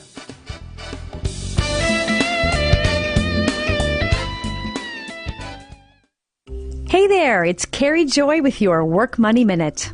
Freezing your credit sounds drastic, but it's not. In fact, freezing your credit is one of the best ways you can protect yourself from identity theft. Freezing your credit doesn't stop your credit score from going up or down. It's just a way to make sure that nobody can open an account in your name, not even you, without removing your freeze first. So to freeze your credit, you just contact each of the 3 major credit bureaus and you request a credit freeze. Just search up the term credit freeze and you'll find the phone numbers and websites where you can get it all done. And don't worry, you can always unfreeze your credit when you need to apply for new credit, like a loan or something, by contacting each bureau again. For more money tips, check out workmoney.org or text MONEY, M-O-N-E-Y, to 88285. Till next time, this is Carrie Joy saying take good care. You're listening to WCPT 820. Here's the latest Chicago weather update. From the Weatherology Weather Center, I'm meteorologist Jennifer Wojcicki. We'll see a few scattered snow showers possibly today, otherwise cloudy skies with a high into the mid-30s. Winds out of the south at 10 to 15 miles per hour, gusting as high as 20. Then for tonight, a chance for some snow and freezing rain mixing at times. Cloudy skies with a low around 29. By Friday, a chance for snow early on, cloudy, high of 34 degrees. That's your latest Chicago weather update. Currently, it's 28. This is WCPT 820, where facts matter. Welcome back to Choose Views with Richard Chew on WCPT 820, Chicago's progressive talk. Hey guys, welcome back to Choose Views, 773-763-9278. So I have to give a little bit of a quick shout out, Henry. One of the individuals that sent me a text said, Richard, please don't say order from Amazon. When what you mean is to order online. And you're absolutely right. It's funny, my brain went, you shouldn't have said Amazon. So clean up on aisle 7. When you're ordering online or any way that you're ordering, make sure that you are thinking about organizations and folks in the community that may need a little assistance and help. And that's something you don't have to do just during the holiday season. That's a 12-month thing. And to that end, thank you for the text. I'm not quite sure who that is. But the ending sentence in the part of the text says, we have power through our wallet. And that is spot on. So thank you for that. I'm quick to clean up on aisle 7 because I don't want to slip or I don't want to come around the corner again and slip and fall. So thank you for that, guys. I appreciate you keeping me in the middle of the fairway. All right. So this is the thing that always makes me smile. And I try to humble myself to the fact that I've said this before. I know a lot, but I don't know everything. We've got people who are experts, whether it be in antitrust law, whether it be in our economic regulations, whether it be in our immigration space. And this morning, we have a gentleman that's going to be with us that we're going to talk about an issue that was very specific when it comes to pricing and price impacts.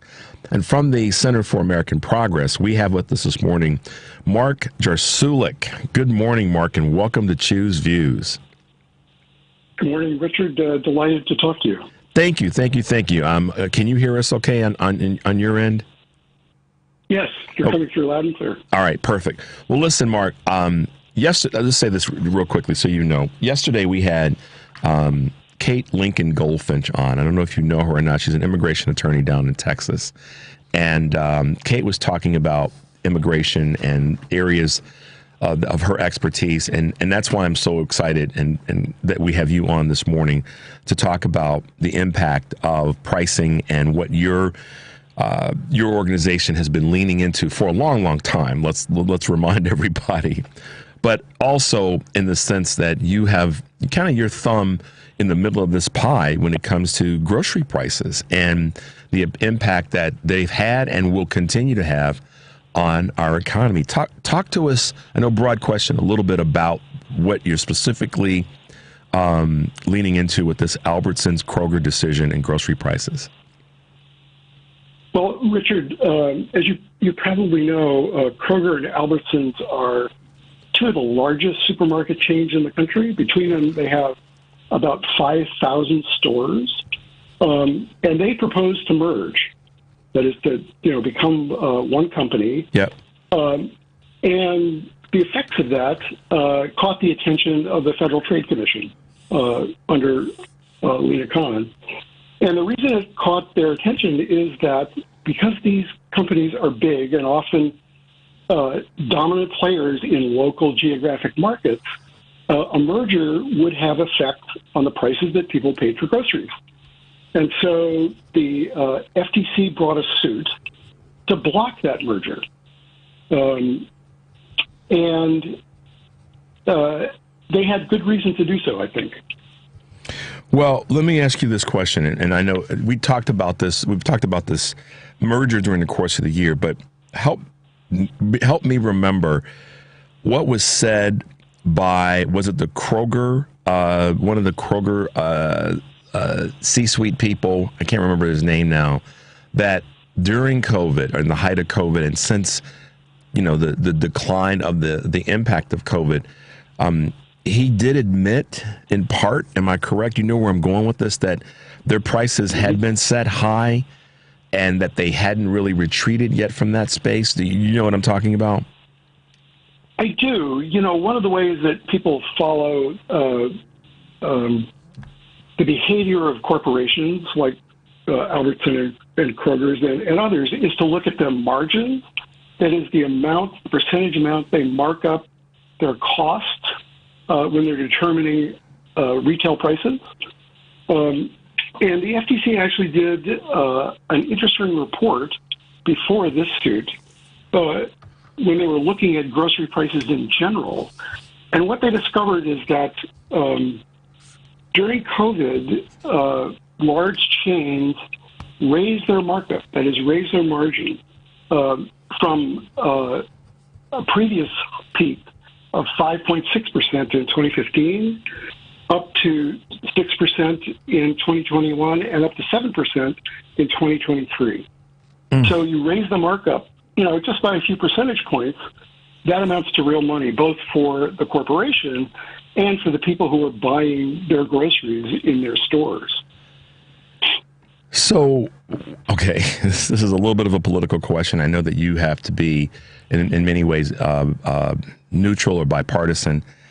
Why didn't America know about this as a real conversation when people say, but Richard and Mark, the price of eggs is too doggone high? I mean, why didn't we know about this, that it actually took place? This wasn't made up in a lab. It wasn't something that the Democratic Party or the Republican Party created. This was a real thing that happened.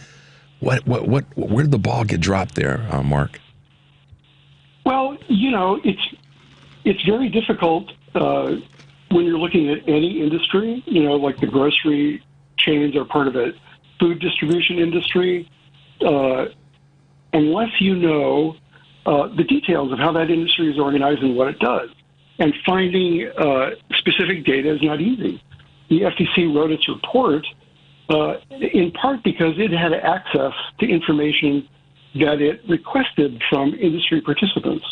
And while they wrote the report didn't get an enormous amount of play. But I think we need to be careful here because I don't think we want to try to explain the very large increase in grocery prices during the COVID pandemic exclusively by increases in margin. Got it. There was behavior on the part of corporations, but there were so many disruptions in supply and transportation in labor markets that actually contributed to the very large run-up in grocery prices.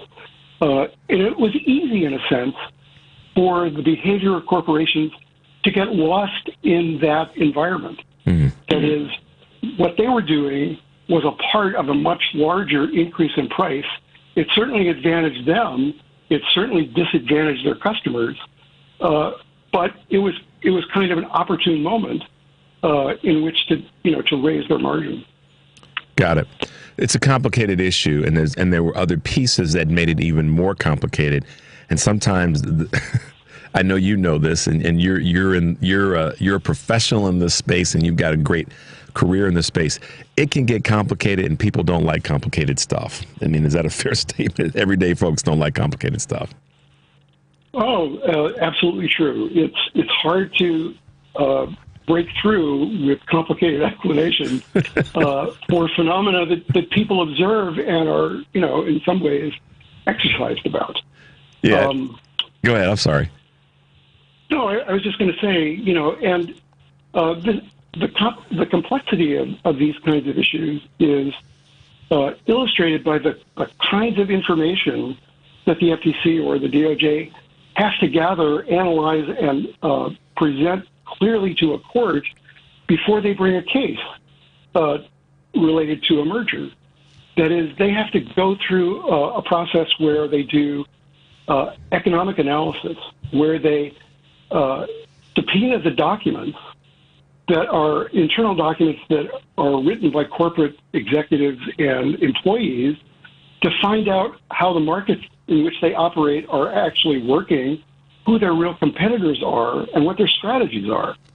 And so, when the judge in this merger case, the district court judge in Oregon, wrote her decision upholding the FTC's request that the merger be temporarily restrained, her opinion was relating these facts and relating it to the law was like over 70 pages.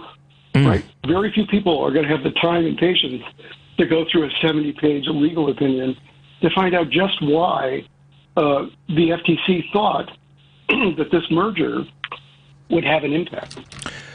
Yeah, and that's the temperament, the patience, the ability to focus. All those things are part of any of us being able to not only gather but then review information that's important to us as a society. So I hear what you're saying. So how do you think, or do you think, two questions, that this decision in blocking this merger will impact other big mergers of some of our very critical industries as we go forward, particularly with this new administration coming through?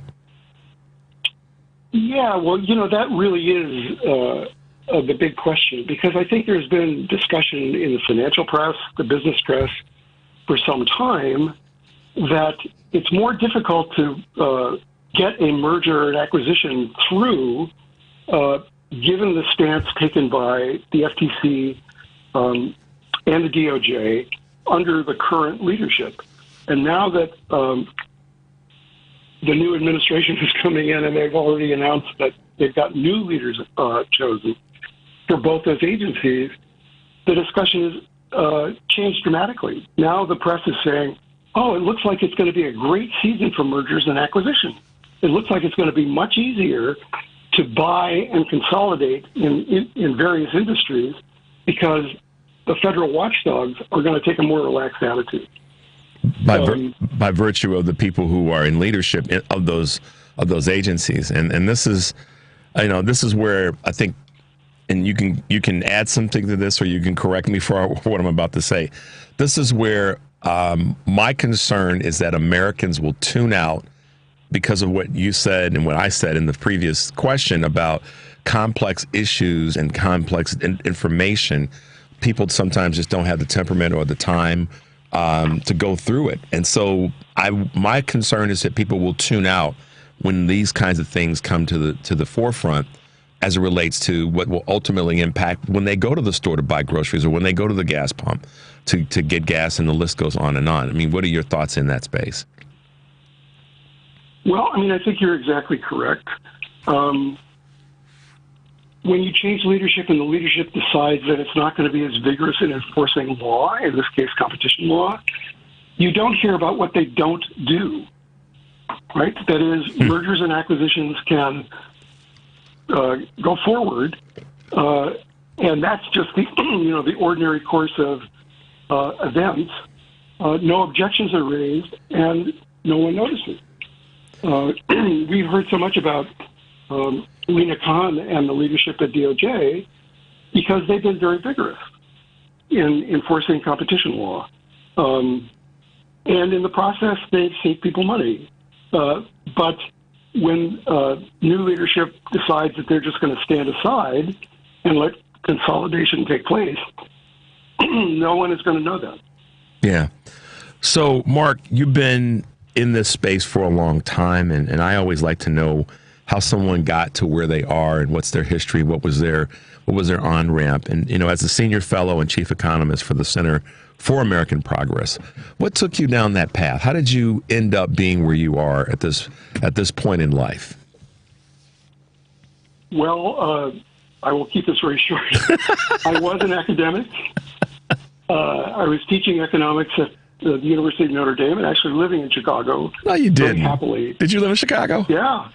Oh, I lived man. in Chicago for about 10 years. Right on. Yeah, and I miss the city tremendously. Well, come on back, man. Come on back. We have you in studio. Seriously, I'm not joking. You've been here. You got to come back, man. Get on a flight and get here, and I'll pick you up, and we'll chop it up. But I'm sorry, you kind of geeked me there for a moment. Notre Dame. Yeah, Notre Dame. For some reason, I had the idea that it would be fun to go to law school, and I did. And after going to law school, I practiced both antitrust and securities law, both in the government and in private practice. And then went to, I worked for a while on the Hill at the banking committee, and now work at Gap. That was a very good edited version. Yeah. Well, okay, so I'll be a little bit, I don't know, loving my home. What is it? What do you miss about Chicago when you were here? What do you miss now that you're not here? I think Chicago has a great mix of the things that you want in a big city. That is a variety of activities, people, events, and kind of landscapes. But it's also a city where ordinary people can do reasonably well. I mean, it's not some place like Manhattan where you can't live there unless you have incredibly high income. It's not like the District of Columbia where it's a kind of company town. Everybody directly or indirectly works for the government or someone who has a relationship for the government, but it's a city of variety and opportunity, and I really, really miss it. Yeah. And believe it or not, I also miss the Midwestern weather. Well, Mark, one of the things that you bring to the table is your experience and your ability to take complex conversations and break them down for people to be more plugged into that. And that's kind of one of your superpowers. And you, this morning, when you said earlier that, just Ms. Khan's, I guess, ruling or reading on this subject of the merger, you made it clear that these things are complicated. These things do have a lot of text to them, but they're important to read. And this takes me back to a question. Have we lost our way when it comes to civics as a country? And lost our way is a big statement. Where are we? Maybe a better question. Are we when it comes to civics and understanding how things work? Well, I mean, I wish we collectively knew more and were focused more on the facts. Instead of looking around for someone to blame or some hidden action, that explains what we're observing. I think if we paid more attention to the facts on the ground,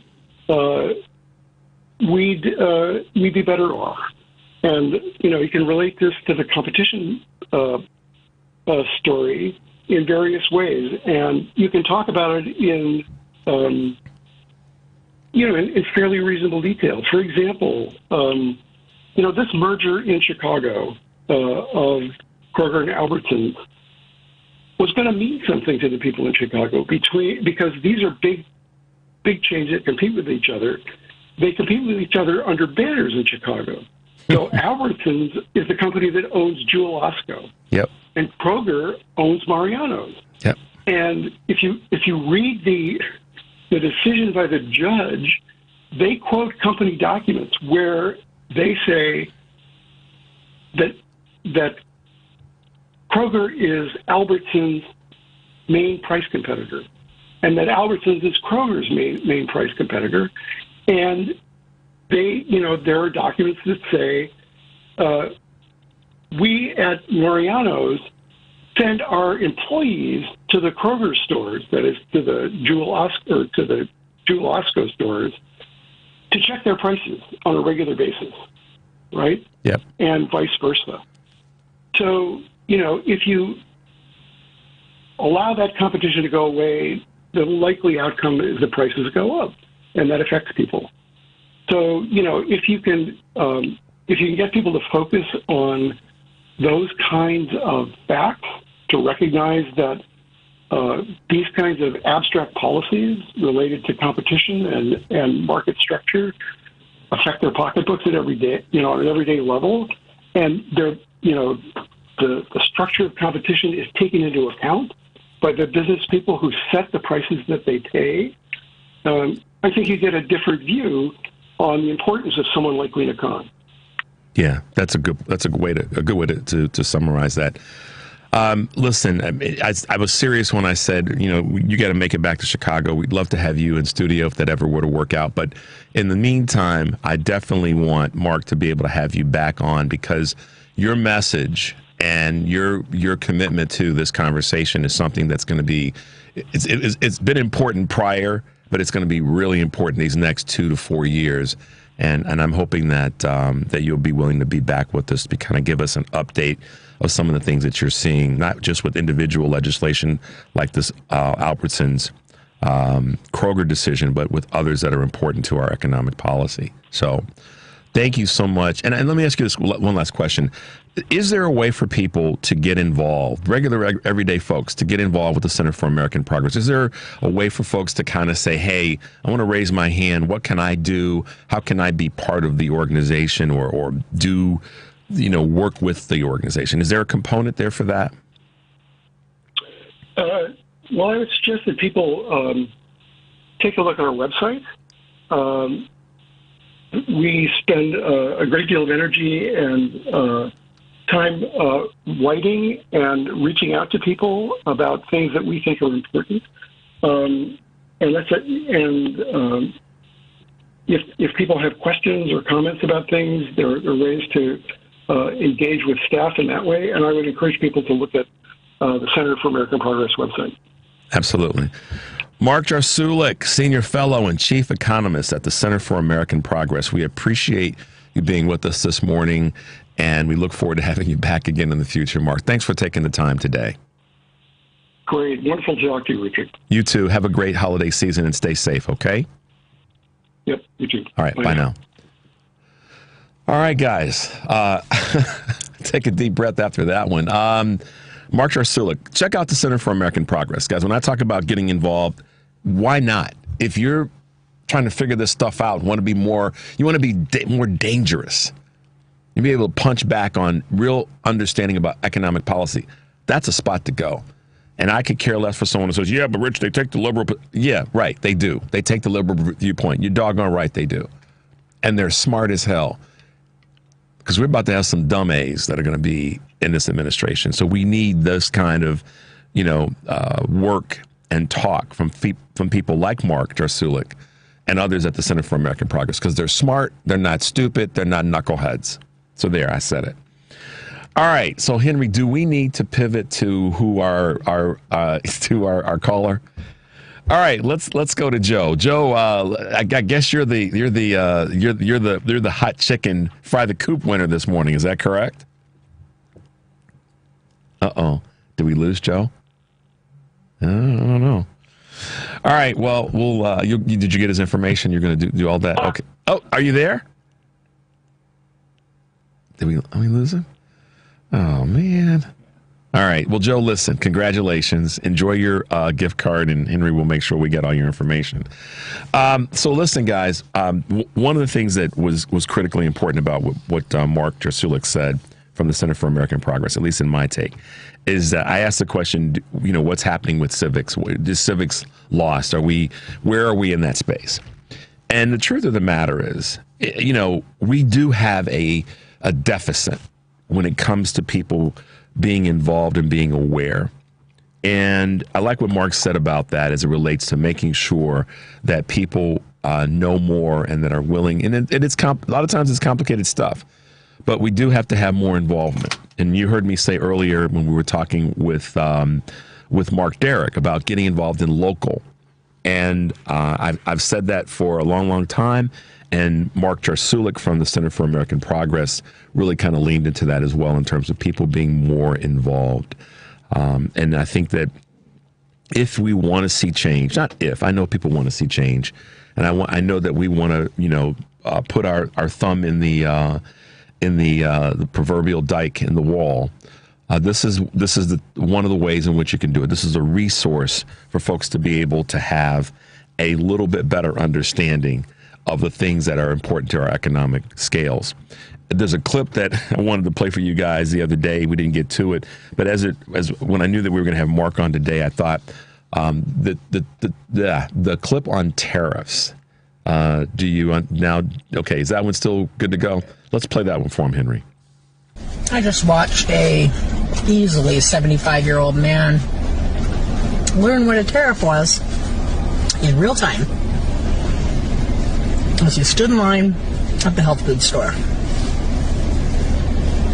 When the manager of the store, who apparently is his friend, said, "Oh God, I'm just starting January. All of our produce has got to go up 25%. Well, a majority of it." And he goes, the old man goes, "What are you talking about?" And he goes, "He's putting in tariffs on the first day from Mexico, and all of our tomatoes and avocados and everything from Mexico. So most of my produce is going to go up 25%. He goes, no, he's going to put a tariff on that." And the manager looked at him and said, "Yeah, and I have to pay that tariff. So then what do you think I'm going to do?" And the old man stepped back and looked at him and he goes, "You're going to pass it on to us." Yeah. That's why it's important to stay plugged in and stay involved. Because a lot of people voted thinking that the tariffs were going to be placed on somebody else, another country, and so forth and so on.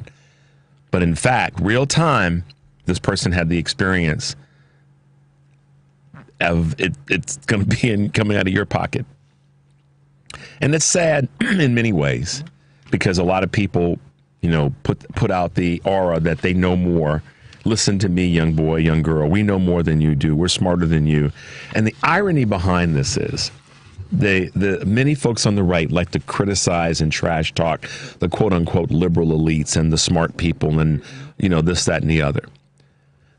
And that's something that's been going on for years. If you were smart, if you were focused on and getting an education, learning more, moving your life forward, there's always going to be that person who was going to tease you about it because they may not have been of that same mindset or structure.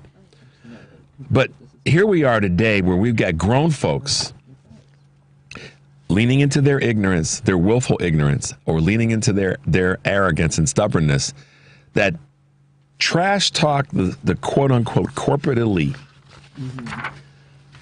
the folks like the Marks of the world and the Kates of the world. But at the same time, they make decisions that are dumb decisions because they didn't listen to the people who actually know something. And as a result, their willful ignorance and stubbornness and arrogance gets them into hot water. And will they be willing to grab a hold to the life raft to get pulled out of this craziness? Or are they going to continue to sort of circle the drain going, I know more than you do? Time will tell. But like I said earlier, the two challenges that I see, certainly two of the biggest challenges are Democrats need to be prepared for the fight, from top down, bottom up. And Republicans are going to be tested to see if they're liars. And I'm talking about everyday voting population people. If they're liars or if they're truth tellers when it comes to what they said they voted for. And that time will tell. And speaking of time, we're running out of time here.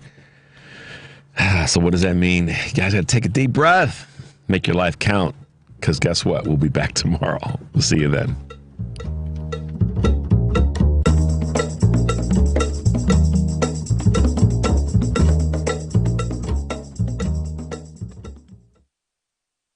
Adopt, don't shop. This is Dr. Craig from Marc Drugs. We're proud to support WCPT's Pet of the Month, benefiting the Anti-Cruelty Society. Adopt, don't shop is the movement that promotes animal rescue over pet stores. Illinois has wisely outlawed pet stores, but many of those operators merely moved over the border to Indiana or Wisconsin. Their dogs largely come from inhumane puppy mills and live shorter lives with a myriad of health problems caused by overbreeding. I have several canine patients that are on an extensive regimen of medicines simply to extend their lives. I believe every dog deserves a loving home, proper nutrition, and a chance at a long, healthy life. In my experience, rescued mixed-breed dogs are the healthiest of all. So stop by the Anti-Cruelty Society location in the city or log on to their website to find your potential next family member. Or check out marcdrugs.com to see this month's Pet of the Month. Remember, you have a choice when it comes to your health care, and a great choice is Marc Drugs in Deerfield and Roselle to get better health and care for you and your pets. Texting privacy policy and terms and conditions posted at textplan.us. Texting enrolls for recurring automated text marketing messages. Message and data rates may apply. Reply stopped, opt out. Consult a doctor prior to use. You look amazing. What have you been doing? You've heard of Ozempic, Wegovy, and the other GLP-1 medications, right? Well, I found this great company called Zelfie. If you qualify, their providers can prescribe medications like Ozempic and Wegovy